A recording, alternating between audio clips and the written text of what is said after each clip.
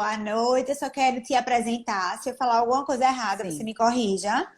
Sara é médica infectologista, diretora clínica do Hospital da Mulher, isso. coordenadora da CCIH, da Unimed Perfeito, e professora perfeito. universitária. Não é isso? Isso, isso. E aí? Sara, muitíssimo obrigada pelo convite, né? Então, todos que lhe conhecem já lhe admiram muito. E eu já admiro Oh, você mesmo antes de toda essa história de coronavírus e agora mais ainda. Viu? Muitíssimo Juliana é uma grande, obrigada. Juliana é uma grande parceira, temos pacientinhas em comuns, ajudamos mutuamente uma a outra na Unimed, em Uhum. consultório. Eu que agradeço. Aproveitar já agora para que no final, como a gente combinou, né, Aham, gastar nosso tempo nas dúvidas. isso. Vamos agradecer já agora o convite. Para mim é uma honra. Todas as lives para mim são surpreendentes porque a gente deixa um legado que eu desconhecia do mundo virtual. Então eu que agradeço em nome da clínica, em seu nome e vamos embora. Vamos embora, Sara. Então, assim, Sara, a gente sabe toda a sua colaboração, né, no nosso estado, né? Então, você é uma grande representante, né? Está à frente aí dessa pandemia.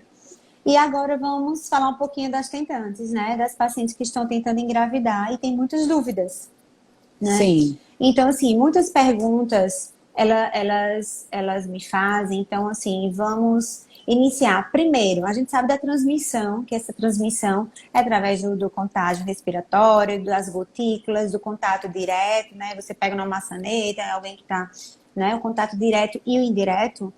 Então, algumas pacientes questionam em relação à transmissão via sexual, né? Então, eu queria saber de você, então, para a gente iniciar, essa transmissão sexual, ela acontece? Tem alguma evidência científica? Então, tem evidência científica que é encontrado o vírus no sêmen, nos óvulos, nos embriões. Então, aquelas pacientes que fazem tratamento de reprodução assistida, então, tem muitos pacientes aqui, né, que estão querendo saber. E, por último, a gente saber em relação à transmissão vertical, né? ok. Dessa transmissão transplacentária. O que é que Então vamos você me lá. diz? O que é que você nos diz?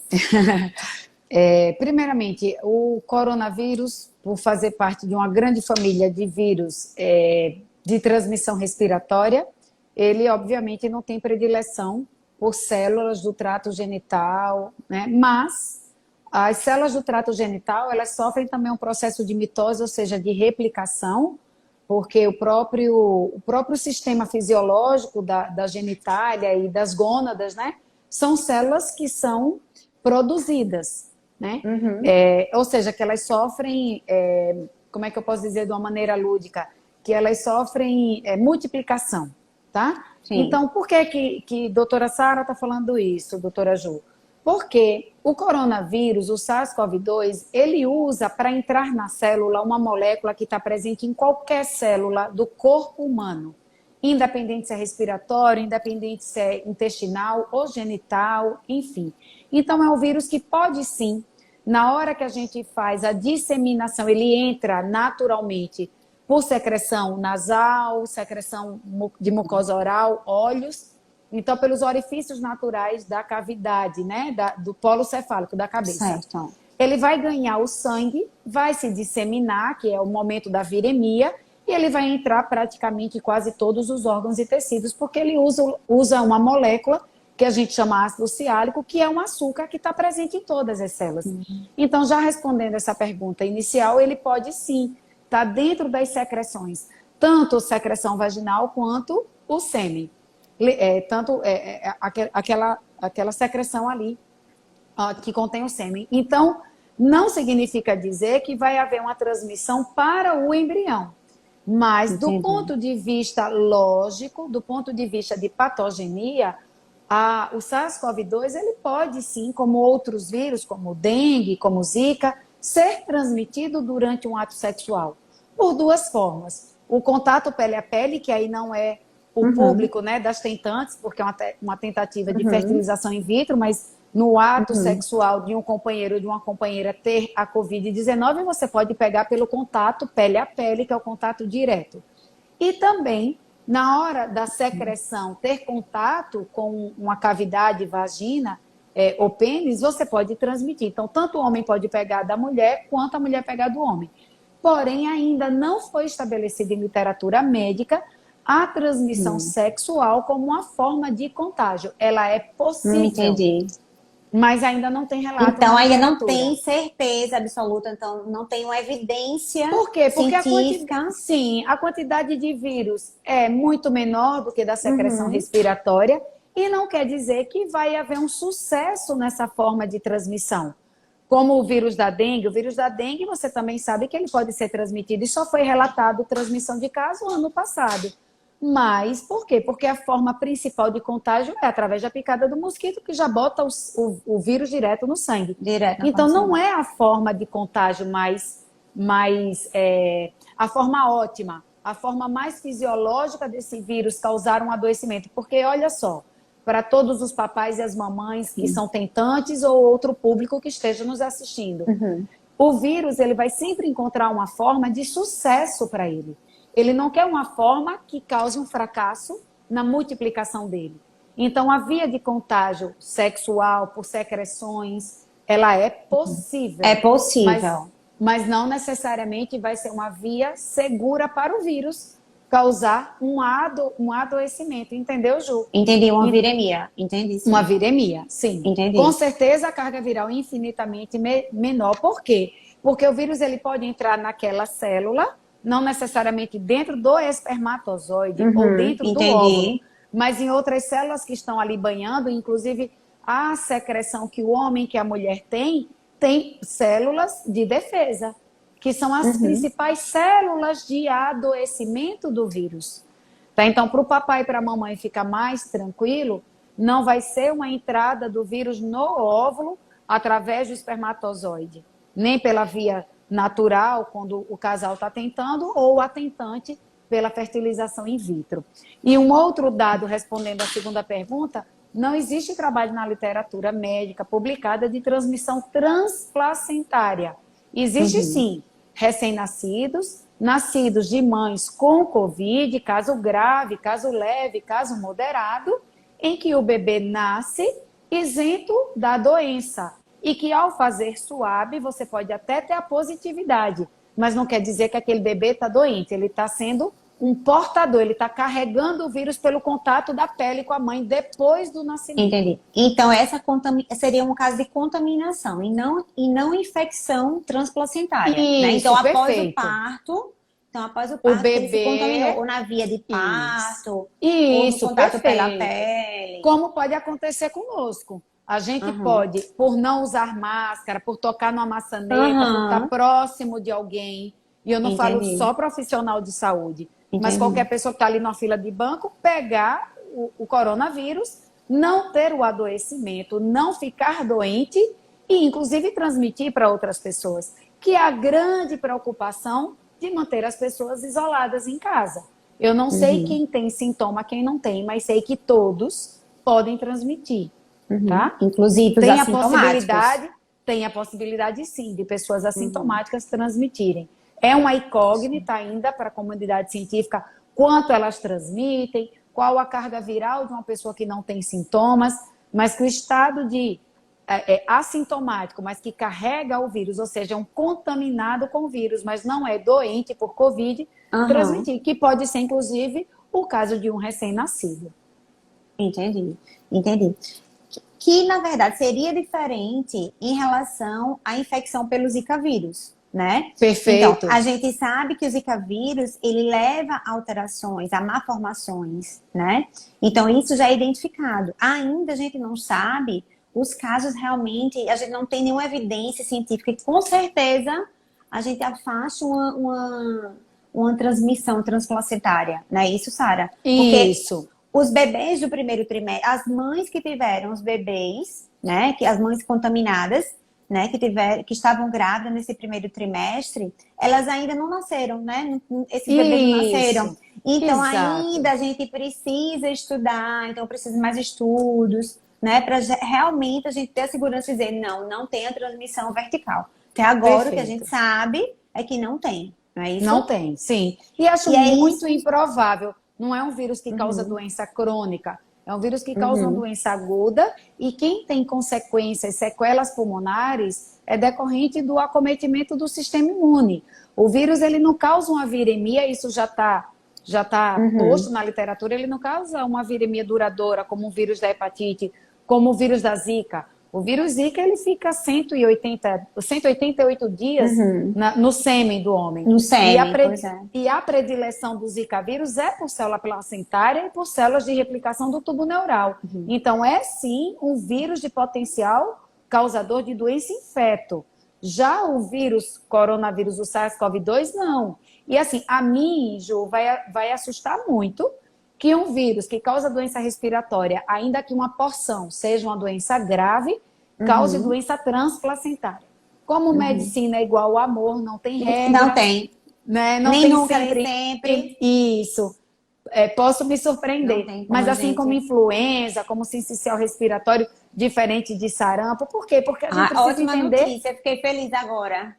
A gente precisa entender da patogenia. Tem um trabalho asiático que mostrou em uma placenta a presença do SARS-CoV-2. Até porque é um vírus RNA, a placenta, as células também vão ter ácido ciálico, esse açuquinha que eu falei, que o vírus entra. Mas o objetivo do vírus não são células fetais que estão ali em constante transformação, né? É mais trato respiratório. E os vírus respiratórios, tirando sarampo, tirando rubéola, que são causadores, inclusive, de problemas graves gestacionais, citomegalovírus, e vírus influenza, vírus sincicial respiratório, adenovírus, rinovírus, ou seja, todo esse painel de vírus respiratórios, eles não estão atrelados à doença, nem de má formação fetal, nem de doença respiratória no bebê. Que coisa boa. Amei a notícia. E eu acho que as tentantes também, né? Eu acho que você conseguiu aí acalmar. Muitas desejo que eu tenha acalmado. Gestantes também. Sara, então assim, no início da pandemia, as gestantes elas não eram inclusas no grupo de risco, né? No início agora de abril, o Ministério da Saúde terminou incluindo essas mulheres como grupo de risco. Né? Então, realmente, essas gestantes têm um risco maior, né, em relação ao coronavírus. O que é que você fala em relação a isso? As tentantes, elas devem parar de tentar engravidar em casa nesse momento que a gente não pode fazer tratamento? O que é que você me diz em relação a isso? Muito semelhante à influenza, também não é nenhuma surpresa que as gestantes entrem no grupo de risco, porque, como eu já citei, o coronavírus causa uma doença semelhante ao que o vírus influenza causa. O impacto maior é porque a gente agora está diante de uma pandemia. Então, influenza é fator de complicação de uma gestante, independente do estado gestacional. Por quê? Porque na gestante, pela questão da imunomodulação, a gestante ela precisa se imunomodular. O que é isso? Dá uma acomodada no sistema imunológico, ela reduz quantitativamente um pouco de CD4 para que ela não ponha para fora esse feto. Porque a gestação é uma coisa antifisiológica para o corpo feminino. Você está ali com a carga genética 50% de um outro, né? De um terceiro, que no caso é o pai desse feto. Então, a mulher ela precisa acomodar o sistema imunológico. Nessa acomodação, o vírus influenza e o SARS-CoV-2, eles podem deflagrar na gestante a síndrome respiratória aguda grave. Não é que eles vão causar um trabalho de parto prematuro, mas por eles serem grandes causadores de uma síndrome respiratória aguda grave, obviamente, eu mexendo com a dinâmica ventilatória, que a própria gestação já mexe. Isso, adaptação cardiorrespiratória, que a mulher toda modificação. A cardiovascular, né, dobra ou triplica, já nem lembro mais da fisiologia, acho que dobra, né? Respiratória. É isso. O volume sanguíneo dobra, quadruplica, você me corrija. Também, pelo menos Isso. E então, aí, tem toda a adaptação, né? Cardiorrespiratória. Você vai ter uma doença que vai complicar seu sistema respiratório, vai aumentar a demanda de O2. Então, a mulher que já trabalha com a volemia aí, nem lembro mais de quantos, se é duplicado, triplicado, quadruplicado, mas enfim. Bem maior. Me corrijam. Eu paguei obstetrícia em 98, 99. Me ajudem. Então, ou seja, você vai mexer com a hemodinâmica de uma gestante que, quanto mais próximo do termo, você já tem uma hemodinâmica modificada Então, assim, você pode precipitar uma DEG, você pode precipitar uma hipertensão durante a gestação por conta de um quadro respiratório que vai ser agudo, tá? O SARS-CoV-2, ele não vai causar uma doença crônica. Então, obviamente, quanto mais próximo do termo essa gestação estiver, maior a chance de haver uma descompensação dessa Uma gestante. descompensação pela alteração da hemodinâmica. Sara, e em relação aos tentantes, você orienta o quê? Essas pacientes, as tentantes que a gente agora não está podendo fazer um tratamento, elas devem tentar espontaneamente? Qual a sua opinião sobre isso? Bom, as tentantes, o que eu gostaria de aproveitar a nossa live, Ju, é que a recomendação não é porque causa malformação embrionária, fetal, uma complicação, exceto se a mulher adoecer de Covid e ela venha ter a síndrome respiratória aguda grave. Mas falando propriamente da fertilização, da tentativa do implante desse embrião, ele não vai ser um embrião adoecido por Covid. Então, eu gostaria de tirar esse peso, essa angústia, essa dúvida, que eu acho que muitas tentantes estão assistindo a live para ouvir. Isso, inclusive, né? Assim, é uma recomendação, né, tanto das sociedades, das diretrizes internacionais quanto nacionais. Então, junto da Anvisa, agora dia 20 de abril, a Anvisa e a Sociedade Científica de Medicina Reprodutiva, que é a Sociedade Brasileira de Reprodução Humana, e a Sociedade de Reprodução Assistida, fizeram algumas recomendações, né? Então, uma delas é justamente essas pacientes que estão tentando o tratamento de reprodução assistida, evitassem, a não ser que essas pacientes fossem o quê? As pacientes oncológicas, então, que tem urgência, um paciente vai precisar fazer um tratamento quimioterápico, então tem urgência, então ela congele os embriões. Ou então uma paciente que seja tempo dependente, então uma paciente com idade avançada. Então, a gente sabe que o tempo para ela vale muito. Então, é diferente ela tentar engravidar hoje, mesmo no meio dessa pandemia, e esperar 2, 3 meses. Então, para essa paciente faz diferença. Mas para as pacientes que não preenchem esses critérios, não vale a pena, né? Ela fazer o tratamento. Então, a recomendação justamente é suspender. E as transferências embrionárias também, né? As transferências de jeito nenhum. Então, nem a Sociedade Americana, nem a Sociedade Europeia estão indicando fazer transferência. Porque se você já sabe que tem um embrião ali congelado, não tem a necessidade de você transferir agora. Você pode esperar, né? E até porque a gente sabe, né, Sara? Então, engravidar tem as intercorrências que podem acontecer durante a gestação, né? Então, tem os riscos de aborto, querendo ou não. Ela vai precisar do serviço de saúde, né? Para fazer exames, né? Então, ela precisa fazer exames, então precisa consultório, então vai se expor mais. Então, o máximo que ela puder se resguardar, melhor. É justamente por isso, Ju, perfeito a sua fala. É uma questão de bom senso mundial. Exatamente. Como é que eu vou gestacionar? Que deveria ser uma coisa planejada, né? O implante é planejado, é desejado. Isso.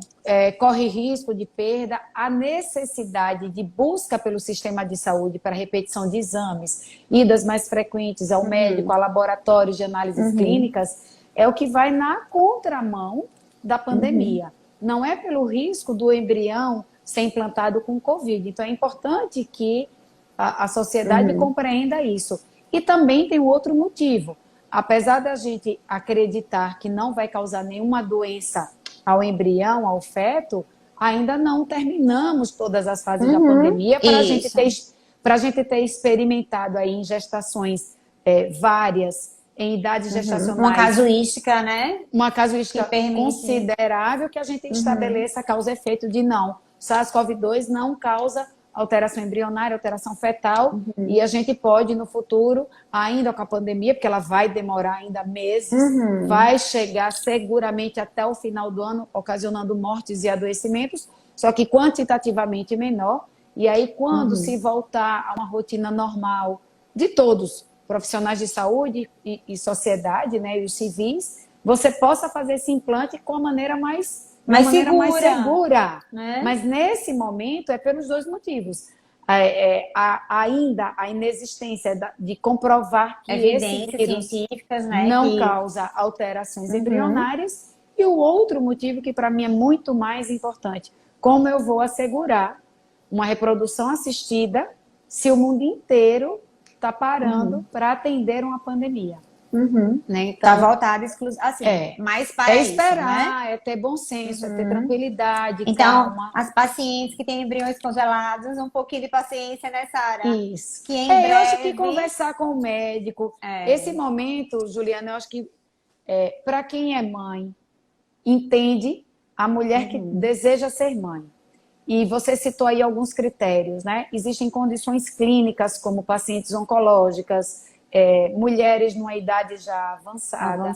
A angústia de ver a sua vida que estava sendo planejada ser interrompida. Parada. Então, acolher essa mulher, acolher esse pai, esse futuro pai, esse marido, esse casal, eu acho que no momento o mundo todo precisa de acolhimento, né? De acolhimento. E explicar que isso vai passar. Isso vai passar, a vida vai voltar ao normal, como você falou, são 2 meses ou 3 meses para a gente passar pelo pico e depois vai voltar à normalidade. Então, é esperar um pouco.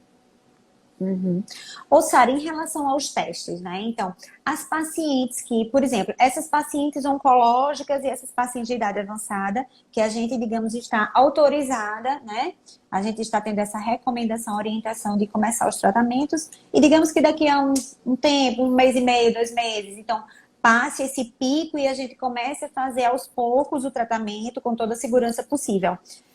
Quais são os testes que a gente precisa fazer, se precisa fazer, o que é que seria necessário, né, para a gente garantir a segurança de todo, tanto a equipe dos profissionais de saúde, quanto da paciente, do esposo, né, em ser submetido a esse tratamento. Uma pergunta muito pertinente, Juliana, e muito inteligente, porque eu acho que a grande angústia de um atentante e a expectativa que se cria e depois, quando passar, será que vai ser seguro? Então, meio que completando o que a gente discutia antes, se SARS-CoV-2 não ocasionar nenhuma doença transplacentária de acometimento embrionário e fetal, o teste para SARS-CoV-2 sorológico, ele nem vai entrar no painel de exames da obstetrícia.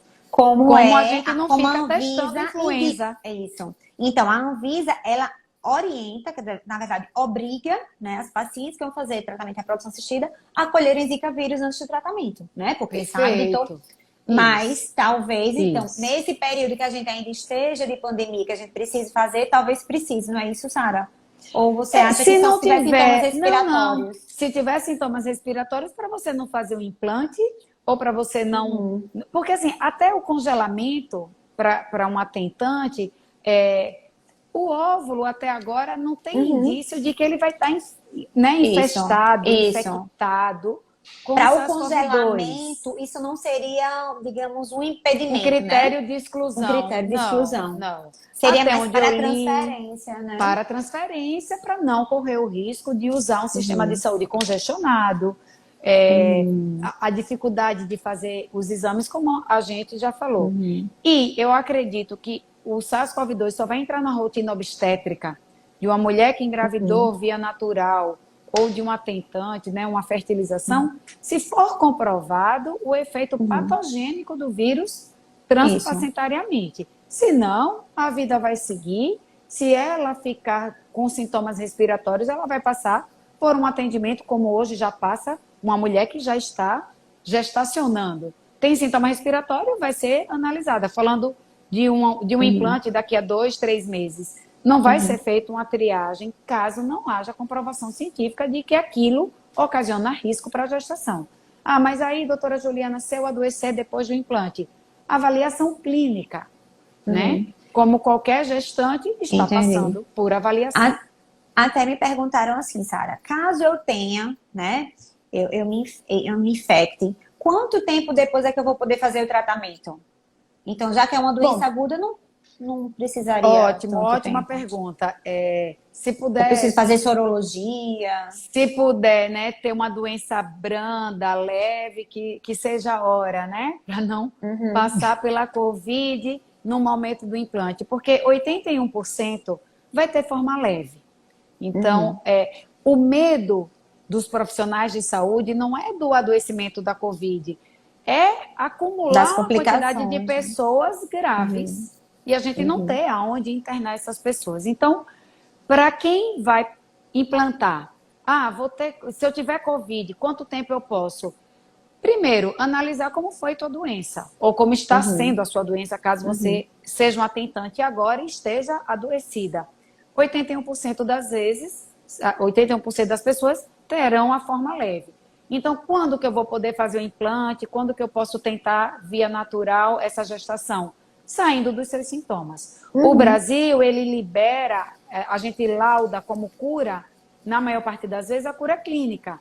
O que seria essa cura clínica, Ju? É um paciente que melhora clinicamente. A gente não está dando conta de fazer exame de SWAB para pesquisa do vírus por PCR para paciente e dizer, você está de cura clínica laboratorial.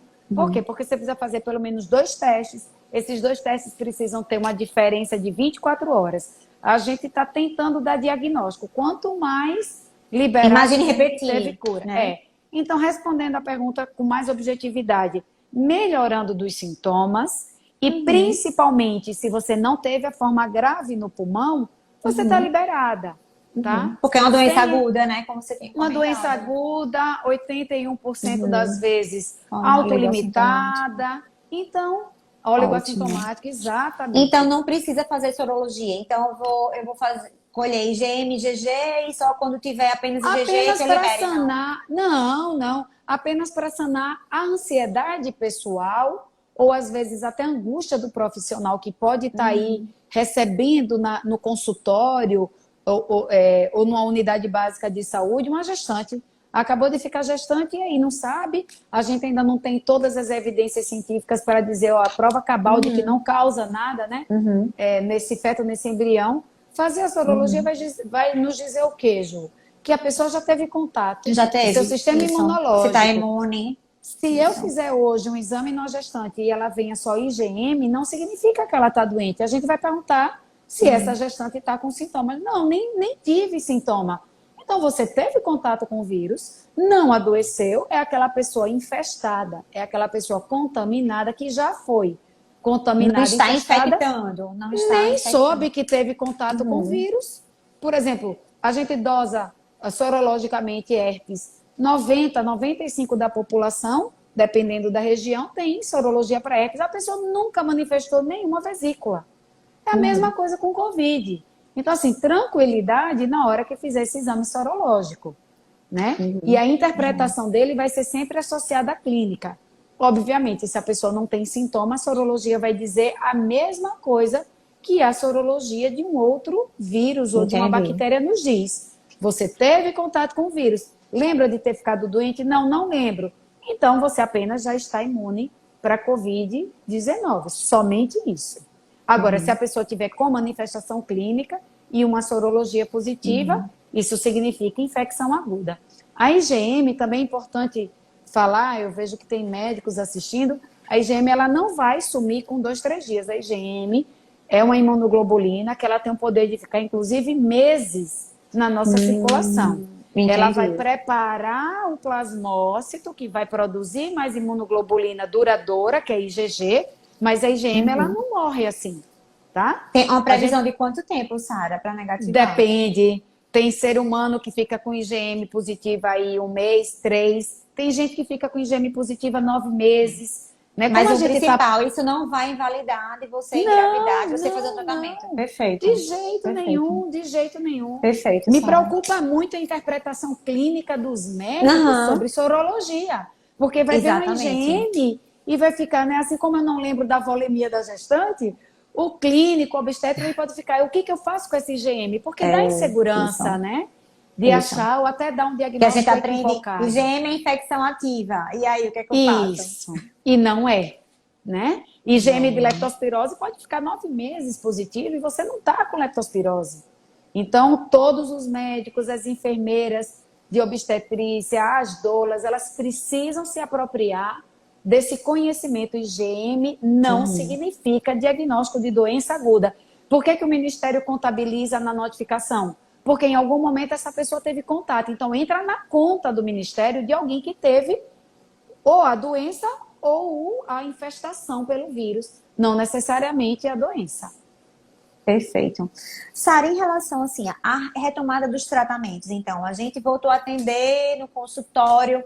Quais são as medidas, os cuidados que a gente precisa, né? Então, a gente vê cada consultório é diferente. Tem gente usando face shield para atender. Então, tem muitos médicos atendendo e eu acho assim, é importante a gente falar também para os pacientes, né? Que a gente está aos poucos retornando ao consultório. Então, os atendimentos são mais lentos, mais espaçados. A telemedicina veio muito para ajudar. Então, assim, fazendo muitas consultas online, mas os atendimentos presenciais são importantes também. E quais os cuidados que a gente precisa ter no consultório? Bom, os cuidados é para ambos os lados, né? É uma via de mão dupla para essa gestante, para essa tentante, que pode estar ali numa consulta, e também para o profissional de saúde. Então, os cuidados, eles são gerais. Afastar, caso você tenha uma sala de espera ampla, afastar essas poltronas. Para quem tem um consultório menor, às vezes é uma policlínica, tem junto consultório de odontologia, consultório de psicologia, consultório de outra especialidade médica, né? A tua clínica não, tua clínica é voltada para a reprodução humana, é um lugar especializado, é diferenciado, mas várias pessoas assistem a live, vou tentar aqui dar um panorama geral. Primeiro, marcar essa paciente, hora marcada, que a próxima chegue aproximadamente 10 minutos. Fazer com que essa paciente entenda que não dá para estender a consulta. O pessoal precisa ter uma compreensão e uma adesão muito grande da população, porque você vai ter que interromper a consulta, a outra vai chegar. Você vai precisar ter um tempo hábil aí para fazer o mínimo de desinfecção desse consultório, né? Com álcool em gel, com saneante, ali um peróxido de hidrogênio. As casas médicas tem vários, né? Biguanida, quaternário de amônio, associação de biguanida, quaternário de amônio. Eu acho, para mim, o melhor é peróxido de hidrogênio, porque a ação dele é imediata, em segundos, né? Ele tem spray, tem lencinhos umedecidos, como lencinho de criança. Não mancha, você aplica, limpa, você pode limpar a poltrona, pode limpar o mouse, vai em tudo, né?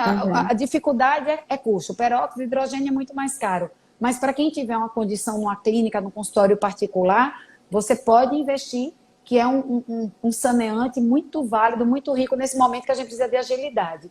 Então, assim, manter o distanciamento nessa sala de espera, preferencialmente só vir no momento da consulta, manter a distância médico e paciente com seu acompanhante de 2 metros, como os bancos estão fazendo, já estão pondo uma faixa. Eu sei que é difícil, porque tua clínica vai acolher um casal que tem suas particularidades da insegurança e tal, mas no momento do exame físico, a máscara cirúrgica, uma máscara de tecido é suficiente.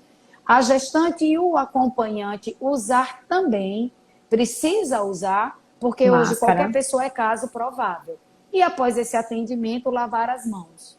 Tá? E o médico precisa dar touca? Precisa dar touca, o médico? Preferencialmente, sim. O protetor facial, Ju, eu já acho que é um excesso. Por quê? Porque naquele contágio, se a paciente chegar com máscara e o acompanhante, a gente não sabe quem é portador assintomático. Se os dois usarem, a quantidade de partícula que vai chegar na tua face, nos teus olhos, no teu cabelo, é muito menor. O risco de transmissão cai para 1,5%, né? Mas por que a gente recomenda nesse momento que use óculos e use o gorro? Porque você não vai atender só aquela gestante. Você vai fazer um consultório aí manhã e tarde, só manhã, só tarde. Então, como o profissional vai se expor mais, eu recomendo sim que use. Não precisa do protetor facial, porque você não vai fazer aerossol, nem você vai estar no momento de parto. É só uma consulta e um exame físico. E jaleco de manga comprida? Jaleco de manga comprida, sim. Certo. Sara, assim, em relação às medicações, então, as tentantes e as gestantes, quais as medicações, assim, caso ela tenha o coronavírus, quais as medicações que ela pode fazer, qual a profilaxia que ela pode fazer, além das medidas, dos métodos de barreira, né, de lavar a mão, de máscara. Para SARS-CoV-2 não está recomendado nenhuma profilaxia. Tá? Tem até alguns papers as vitaminas. Aí falando... não, eu estou falando de quimioterapia mesmo. Certo, estou falando de alopatia. Medicação. Vitaminas são todas sempre muito bem-vindas. Eu acho que todo o panorama do que a obstetrícia prescreve tem que continuar, deve continuar, né? Pela questão do fortalecimento do sistema imunológico e a demanda que esse embrião vai ocasionar no organismo materno, né? Então, precisa suplementar com ácido fólico, precisa suplementar com ferro, enfim, vitamina B12, complexo de vitamina B, vitamina C, cálcio, vitamina D, tudo isso aí deve continuar. Mas do ponto de vista para o vírus, para o SARS-CoV-2, não tem o que fazer.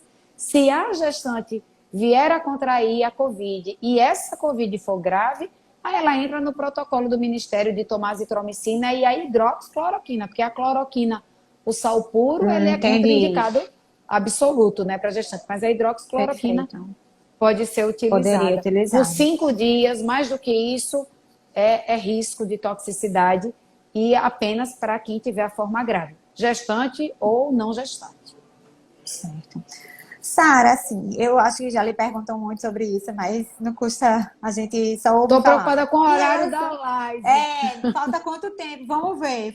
Eu não sei, acho que você entrou às 19, eu né? Acho que foi no meu 7h15, foi, não lembro.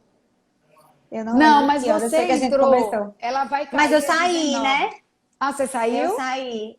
Ah, então perfeito.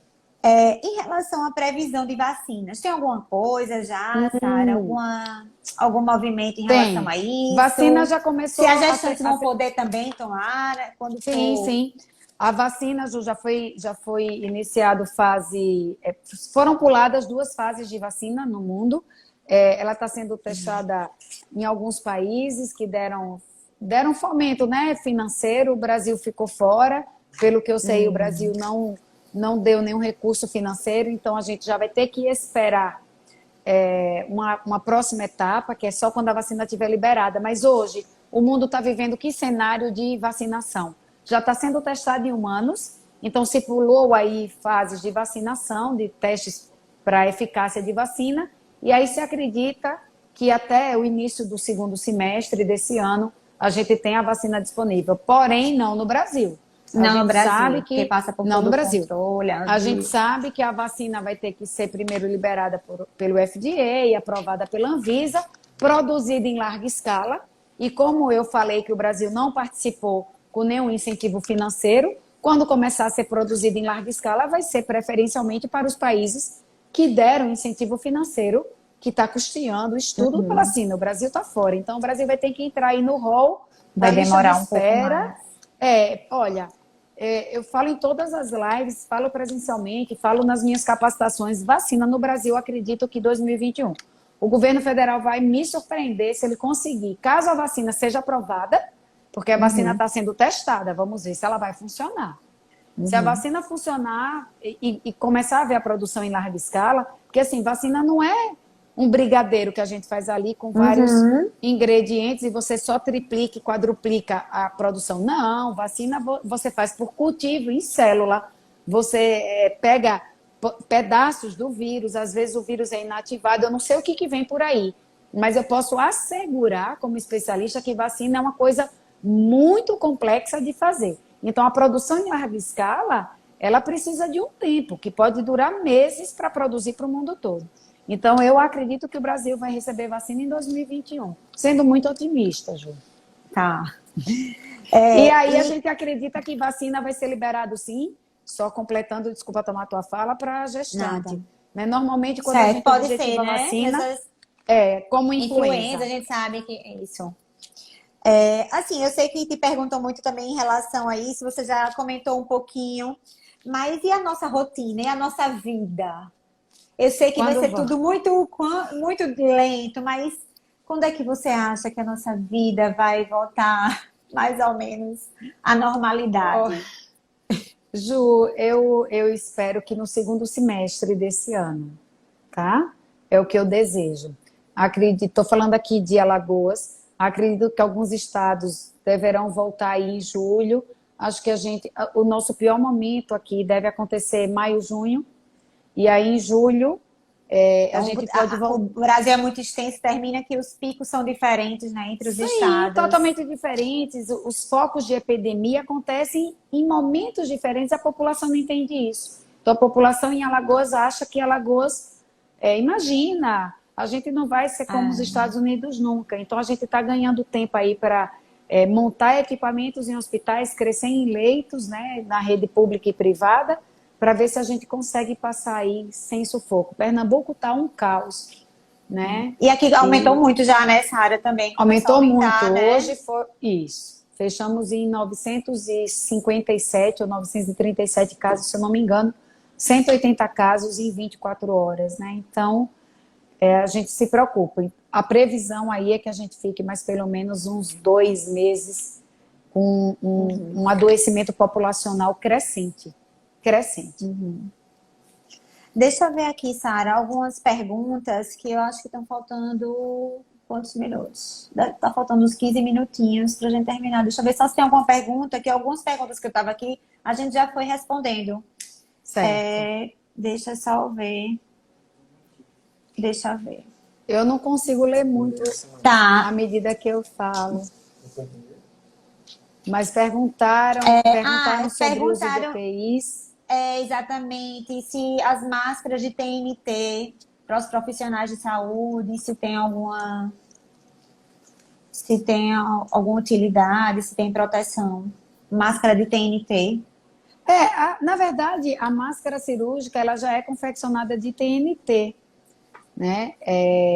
A gente pede que a população use máscara de tecido para não faltar esse insumo na área de saúde, porque o profissional de saúde usa e joga fora. Se o profissional de saúde, não é que ele não possa usar uma máscara de tecido, mas ele vai ter que trocar, e aí ele não vai ficar higienizando no ambiente hospitalar, não tem onde pendurar para a máscara secar, nem ele guardar no bolso a máscara contaminada. Então, o consumo de equipamentos... Então, Sara, só te interrompendo um pouquinho. Então, a equivalência de proteção é basicamente a mesma entre a máscara de tecido e a máscara mesma. A máscara cirúrgica, ela não é considerada, inclusive, nem um equipamento de proteção individual, porque ela é um filtro físico, é uma barreira, ela é como uma mão na frente da minha boca. Ela não tem filtro para... Como a N95. Isso, não tem.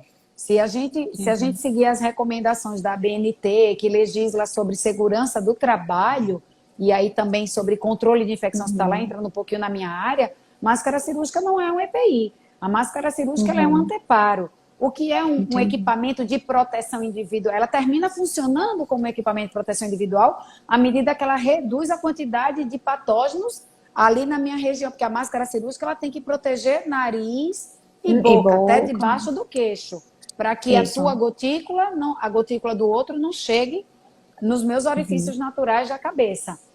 Mas ela não tem filtro. Então, ela não retém partícula. Por isso que o profissional tem que trocar. Ela começa a umidificar, o patógeno atravessa. Ela não é 100% impermeável. Entende, Ju? E aí a máscara de tecido faz a mesma coisa. A cada 2 horas. A vida dela pode ir até mais. Só que para quem está atendendo ali sintomático respiratório, o recomendado é que troque a cada 2 horas. Sim. Certo. Aqui perguntaram, mas eu acho até que a gente já comentou, vocês aconselham quem está grávida a fazer o exame de Covid? Os sintomáticos? Eu acho que seria mais para essa ansiedade. Eu não recomendaria, não. Assim. Eu imagino que eu vou receber muitas pacientes de rotina no consultório quando voltar. Mas não de rotina. É acolher essa gestante e explicar. No momento, não vejo necessidade. Sei que a gente vai solicitar, mas para tratar a ansiedade dessa futura mamãe ou dessa gestante. Aqui perguntaram também, diante da pandemia, qual causa menos riscos? Parto normal ou parto cesárea? Olha, Ju, o parto cesárea ele vai ter mais risco para o profissional de saúde. Do ponto de vista de medicina do trabalho e de CCIH, né? A quantidade de consecreção vai ser maior. Mas do ponto de vista da mulher, é uma decisão que a Covid não determina. A Covid só vai determinar a via de parto, obviamente, se a mulher entrar em insuficiência respiratória. Aí a vontade dela... A indicação materna. Dela sobreviver, ser entubada e esse parto ir para via cesárea. Eu acho que ela é enfermeira, Bruna Alves, perguntando: o Covid é transmitido por gotícula aerossol? Por ambos. Vai depender da condição do paciente. É importante isso também. Porque ora a pessoa usando N95, ora usando uma máscara cirúrgica ou de tecido. A pessoa falando, Bruna, ela está transmitindo por gotícula. Quando a pessoa está entubada, quando a pessoa vai colher o suave, ou quando ela está entubada e você desconecta o sistema de intubação para aspirar, aí você transforma em aerossol. Quando a pessoa está com máscara de Venturi, Uma transforma em aerossol. nebulização. É por isso que está contraindicado. O paciente fica com catéter de O2 e não fica nebulizando, não fica com máscara. Então, pode ser por aerossol ou pode ser por gotícula, mas é uma doença de transmissão de gotícula. A gente é que transforma em aerossol entubando, nebulizando, tá? Isso. Eu acho que, assim, as outras perguntas a gente respondeu, Sara. Eu acho que perguntaram algo quantos... sobre trombótico, o aumento do risco trombótico na gestação associado à infecção, né? Indicaria profilaxia. Não temos isso ainda, tá, Lorena? Pergunta muito pertinente, porque a gente sabe do tromboembolismo, de trombose venosa, que qualquer infecção causa. Tá todo mundo aí assustado, dizendo que Covid causa doença hematológica. De forma nenhuma, é uma doença infecciosa, uma doença infecto-contagiosa, e que por ser um patógeno, por ser um vírus, tem o potencial de ocasionar trombose. Assim como pode ocasionar miocardite, assim como pode ocasionar hepatite. Então, não é uma doença cardíaca, não é uma doença hepática, não é uma doença hematológica, é uma doença infecciosa que causa uma repercussão em todo o organismo. Não vi ainda nenhuma indicação de fazer profilaxia de trombose numa gestante com Covid, a não ser que ela esteja grave. E aí não é profilaxia, né? É tratamento, faz parte do protocolo do tratamento de Covid grave. Que eu já vi até alguns pacientes também questionarem isso. Então, o paciente que tem uma trombofilia, ela precisa, nesse período de pandemia, ou então se ela adquirir o coronavírus, se ela precisa fazer a profilaxia. Aí a abordagem é diferente. É diferente. Ela já é portadora de uma trombofilia. Ela já entra já tem uma grupo... doença de base, né? Isso. Mas uma pessoa que não tenha, porque está com Covid tomar, eu não indicaria, não. Nem tem protocolo indicando. Joia, Sara. Foi muito boa. Eu nem sei quanto tempo falta. Não sei quanto eu acho tempo que faltam aí. 5 minutos, né? Acho que você entrou às 19h10. Muitíssimo obrigada, Sara. Sim, você, como sempre, maravilhosa. Foi bastante esclarecedora. Eu sei que algumas dúvidas vão aparecer, a gente vai respondendo. Assim, eu sei que você é super acessível. Eu tenho amigas que não são médicas, amigas médicas, que dizem que falam com você no Instagram e você sempre responde. Então, assim, você é sempre maravilhosa. Alagoas tem que muito agradecer a você. Você está à frente dessa pandemia, com todo o amor que você tem, né? Todo o seu profissionalismo. Realmente você está de parabéns. E muito obrigada por ter aceitado o meu convite. Né? Ju, para mim é um prazer. Pessoal, a live vai ficar assim, vai ficar salva para todo mundo conhecer um pouquinho aí mais sobre coronavírus na gestação, as tentantes. Viu, Sara? Eu espero ter colaborado, ter tirado a angústia. Eu faço de tudo para fazer a live e peço mais uma vez formalmente desculpa. É amor mesmo que eu tenho pela infectologia. Eu estou aqui no mundo para servir ao próximo, senão minha vida não tem sentido. Me despeço de vocês, até porque eu fico com medo por não ter a segurança de que horas começou. Vou agora mais uma vez gravar vídeos. E é isso, estou à disposição. Quem puder me contactar, minha rede social está aí aberta, pode me mandar direct. Às vezes eu demoro, mas o que eu puder eu respondo a todos. Ju, muito obrigada. Desculpa fazer você esperar. Não, eu estava angustiada de estar na coletiva e não ter dito a você que eu ia para a coletiva, porque a coletiva sempre é rápida. O secretário é muito ágil, mas hoje, infelizmente. Então, um beijo para todas as tentantes. Tudo de bom, serenidade. Boa noite para vocês. Eu acho que agora todo mundo está mais tranquilo, né? Depois dessa live. Assim espero. Beijo grande. Muito obrigada. Deixa um beijo salva, a todos. Eu vou deixar salva. Vou sim. Um beijo. Muito obrigada.